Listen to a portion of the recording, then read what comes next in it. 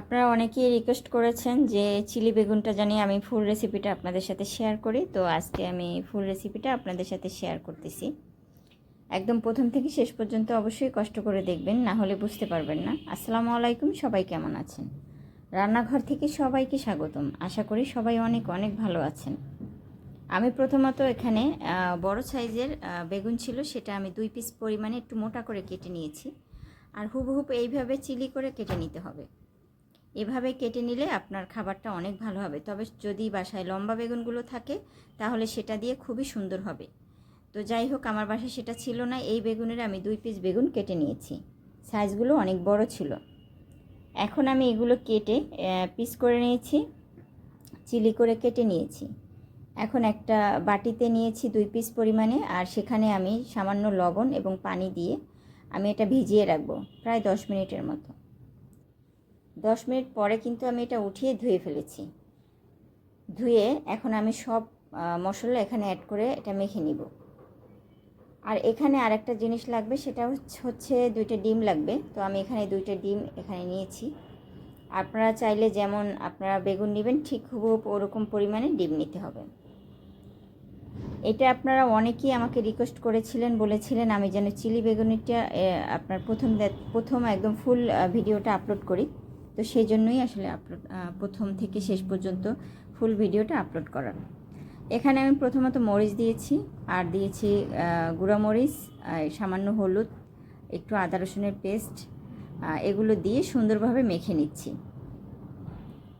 আর লবণ দিয়েছি এখানে পরিমাণ মতো, একদমই সামান্য লবণ। এখানে বেশি লবণ দেওয়া যাবে না, কারণ আমি লবণে ভিজিয়ে রেখেছিলাম, যার জন্য হালকা পরিমাণ একটু লবণ দিতে হবে। এখন আমি যে 2টা ডিম রেখেছিলাম ওটা সুন্দরভাবে আপনার ফেটে রেখেছিলাম, তো সেটা মধ্যে আমি বেগুনগুলো দিয়ে তারপরে একটা প্যানে পরিমাণ মতো তেল দিয়েছি। তেলটা যখন গরম হয়ে আসবে তখন আপনি বেগুনগুলো এরকম ভিজিয়ে ভিজিয়ে এখানে দিয়ে দেবো আমি। খাবারটা আসলে অনেক সুস্বাদু এবং অনেক মজার। হালকা হাতে উল্টে পাল্টে কিন্তু দিতে হবে। যারা একদমই নতুন এই জিনিসটা জানেন না তাদেরকে বলবো, হালকা হাতে এটা, আর নিভা জালে, একদমই জাল বাড়িয়ে দেওয়া যাবে না, তাহলে বেগুনটা সিদ্ধ হবে না।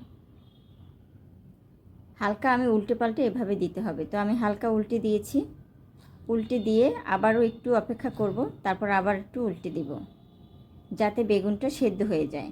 বাকি যে মশলাগুলো সেগুলো আমি এখানে অ্যাড করে দিচ্ছি। এখন যে ডিমগুলো ছিল ওই ডিমগুলো এই পর্যায়ে এসে দিয়ে দিতে হবে উপরে। তো ডিমগুলো আমি এখন সুন্দরভাবে দিয়ে দিচ্ছি। এভাবে ডিমগুলো দিয়ে আপনার কিছুক্ষণ সময় রাখতে হবে। এরপরে পরবর্তী যে মশলাগুলো আছে সেগুলো এখানে অ্যাড করে দিতে হবে। খাবারটা কিন্তু আমি আরও একবার বানিয়েছি, তবে শর্ট করে দিয়েছি।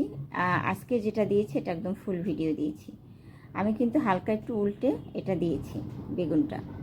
এখন এখানে বাকি যে মশলা, এখানে সয়া সস দিয়ে দিচ্ছি। সয়া সস দিয়ে সুন্দরভাবে একটু নেড়েচেড়ে দিতে হবে। সয়া সসটা না দিলে কিন্তু খাবারটা তেমন একটা ভালো লাগবে না। চেষ্টা করবেন সয়া সসটা দেওয়ার। সয়া সস এটা দিতেই হবে, এটা না দিলে তেমন একটা ভালো লাগবে না। চিলে বেগুনি মজা লাগবে না খেতে। তো যাই হোক, এখন আমি আবারও একটু সুন্দরভাবে, যাতে চারপাশে লেগে যায় এই জন্য সুন্দরভাবে একটু নেড়ে চেড়ে দিচ্ছি, যাতে আপনার চারপাশে এটা সয়া সসটা ভালোভাবে লেগে যায়। এভাবে উল্টে পাল্টে সুন্দরভাবে দিতে হবে। প্রায় আপনি 1 মিনিটের মতো এভাবে হালকা হাতে সব কিছু করতে হবে। আমার কিন্তু খাবারটা প্রায় হয়ে গেছে, অলরেডি খাবার হয়ে গেছে। এখন আমি কিছু তিল আছে ওগুলো দিয়ে দিব। তিল দিলে অনেক ভালো হয়, খাবারটা খেতে অনেক মজা লাগে। যারা তিল পছন্দ করেন অবশ্যই তিল দিবেন। তিল দিলে দেখবেন খাবারটা আরও মজা হয়। এখানে কিন্তু আমি সস দিয়েছি, আপনারা ভুলে যাবেন না সস দিতে। আমি সস দিয়েছি, ওটার ভিডিওটা দিতে ভুলে